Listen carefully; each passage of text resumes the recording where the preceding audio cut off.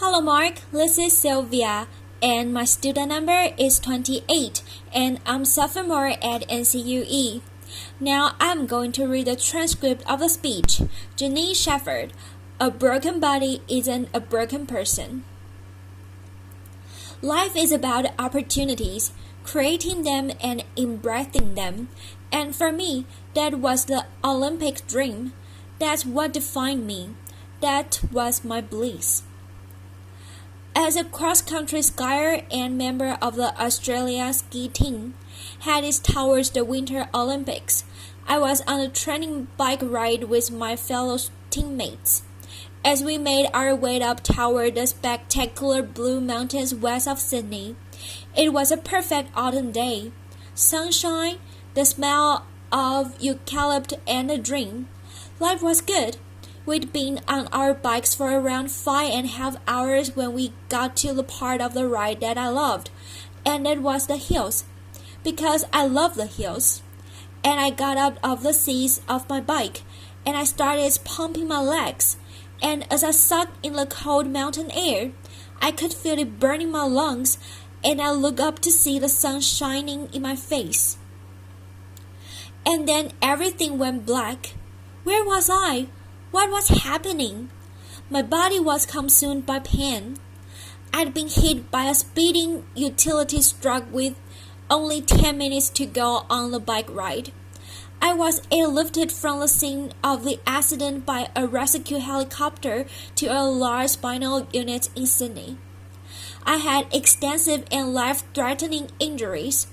I'd broken my neck and my back in 6 places. I broke 5 ribs on my left side. I broke my right arm. I broke my collarbone. I broke some bones in my feet. My whole right side was ripped open, filled with gravel.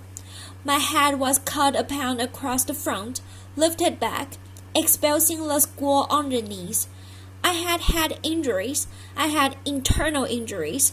I had massive blood loss. In fact, I lost about 5 liters of blood, which is all someone my seas would actually hold. By the time the helicopter arrived at the Prince Henry Hospital in Sydney, my blood pressure was 40 over nothing. I was having a really bad day after. For over 10 days, I drifted between 2 dimensions. I had an awareness of being in my body, but also being out of my body. Somewhere else, watching from above as it is was happening to someone else. What would I want to go back to a body that was so broken? But this voice kept calling me. Come on, stay with me. No, it's too hard. Come on, this is your opportunity. No, that body is broken. It can no longer serve me. Come on, stay with me. We can do it. We can do it together. I was at a crossroad. I knew if I didn't return to my body, I'd have to leave this world forever. It was the fight of my life. After 10 days, I made the decision to return to my body, and the internal bleeding stopped. The next concern was whether I would walk again, because I was paralyzed from the waist down. They said to my parents the neck broad was a stable fracture, but my back was completely crushed. The vertebra at L1 was like you dropped a peanut, stepped on it, smashed it into thousands of pieces. They'd have to operate. They went in, they put me on a beanbag, they cut me, literally cut me in half. I have a scar that wraps around my entire body.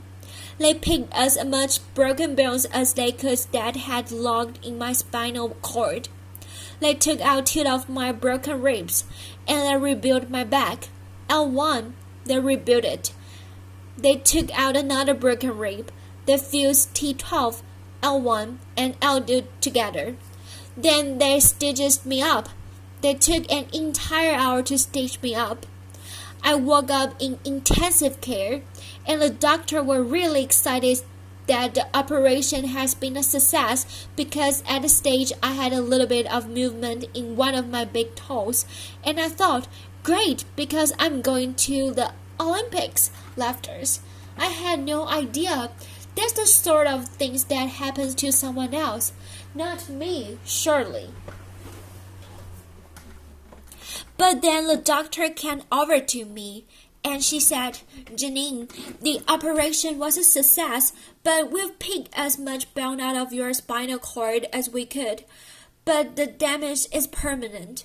The central nervous system nerves. There is no cure. You are what we call the partial paraplegic, and you will have all of these injuries that go along with that. You have no feelings from the waist down, and at most, you might get 10 or 20% return. You will have the internal injuries for the rest of your life. You will have to use catheters for the rest of your life. And if you walk again, it will be with clappers and a walking frame.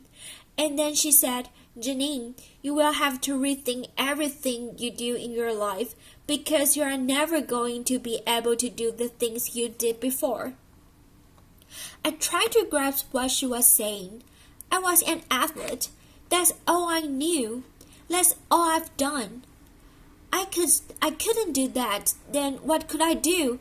And the question I asked myself is, if I couldn't do that, then who was I? They moved me from intensive care to acute spinal. I was lying on a thin, hard spinal bed. I had no movement in my legs. I had tight stockings on to protect from blood clots. I had one arm plasters, one arm tied down by drips. I had a neck brace and sandbags on either side of my head, and I saw my world through a mirror that was suspended above my head. I shared the world with 5 other people. And the amazing thing is that because we were all lying paralyzed in the spinal world, we didn't know what each other looked like. How amazing is that? How often in life you do get to make friendship judgment-free, purely based on spirit. And there were no superficial conversations as we shared our innermost thoughts, our fears, and our hopes for life after the spinal world.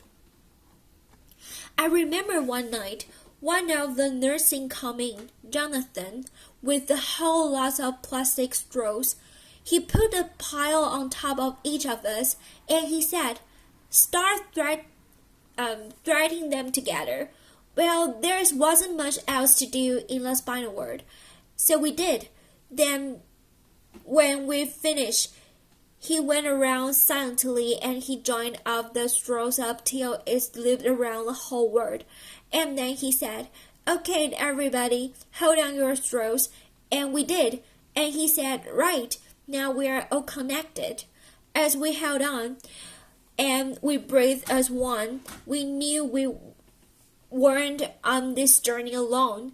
And every line paralyzed in the spinal world, there were moments of incredible depth and richness and authenticity and connection that I had never experienced before. And each of us knew that when we left the spinal world, we would never be the same. After 6 months, it was time to go home. I remember Dad pushing me out in my wheelchair, wrapped in a plaster body cast, and feeling the sun on my face for the first time. I sucked it up, and I thought, how could I ever have taken this for granted? I feel so incredibly grateful for my life. But before I left the hospital, the head nurse had said to me, Janine, I want you to be ready, because when you get home, something's going to happen. And I said, what? And she said, you're going to get depressed. And I said, not me, not Janine the machine, which was my nickname.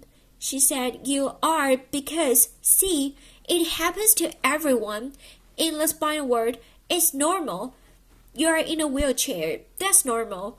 But you're going to get home and realize how different life is. And I got home and something happened. I realized Sister Sam was right. I did get depressed. I was in my wheelchair. I had no feelings from the waist down, attached to a catheter bottle. I couldn't walk. I'd lost so much weight in the hospital. I now weighed about 80 pounds, and I wanted to give up. All I wanted to do was put my running shoes on and run out the door. I wanted my old life back. I wanted my body back. And I can remember Mom sitting on the end of my bed and saying, I wonder if that will ever be good again. And I thought, how could it? Because I've lost everything I valued, everything that I'd worked towards, gone. And the question I asked was, why me? Why me? And then I remembered my friends that were still in the Spanish world, particularly Maria. Maria was in a car accident, and she woke up on her 6th birthday to the news that she was the complete quadriplegic, had no movement from the neck down, has damaged her vocal cords, and she couldn't talk. They told me, we are going to move you next to her because we think it will be better for her. I was worried. I didn't know how I'd react to being next to her. I knew it would be challenging, but it was actually a bad thing. Because Maria always smiled, she was always happy, and even when she began to talk again, albeit difficult to understand, she never complained, not once, and I wondered how had she ever found that level of acceptance. And I realized that wasn't just my life, it was life itself. I realized that this wasn't just my pain, it was everybody's pain. And then I knew, just like before, that I had a choice. I could keep fighting in this, or I could let go and accept not only my body, but the circumstances of my life. And then I stopped asking, why me? And I started to ask, why not me? And then I thought to myself, maybe being at the rock bottom is actually the perfect place to start. I had never before thought of myself as a creative person. I was an athlete. My body was a machine. But now I was about to embark on the most creative project that any of us could ever do, that of rebuilding a life. And even though I had absolutely no idea what I was going to do, in that uncertainty came a sense of freedom. I was no longer tied to the set path. I was free to explore life's infinite possibilities, and that realization was about to change my life. Sitting at home in my wheelchair and my plaster body cast, an airplane flew overhead, and I looked up and I thought to myself, that's it. If I can't walk, then I might as well fly. I said, Mom, I'm going to learn how to fly. She said, that's nice, dear. Laughter. I said, pass me on the yellow pages. She paged me on the phone book. I ran up the flying school.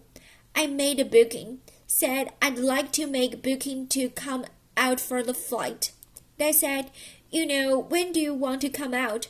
I said, well, I have to get a friend to drive me out because I can't drive, sort of can't walk either. Is that a problem?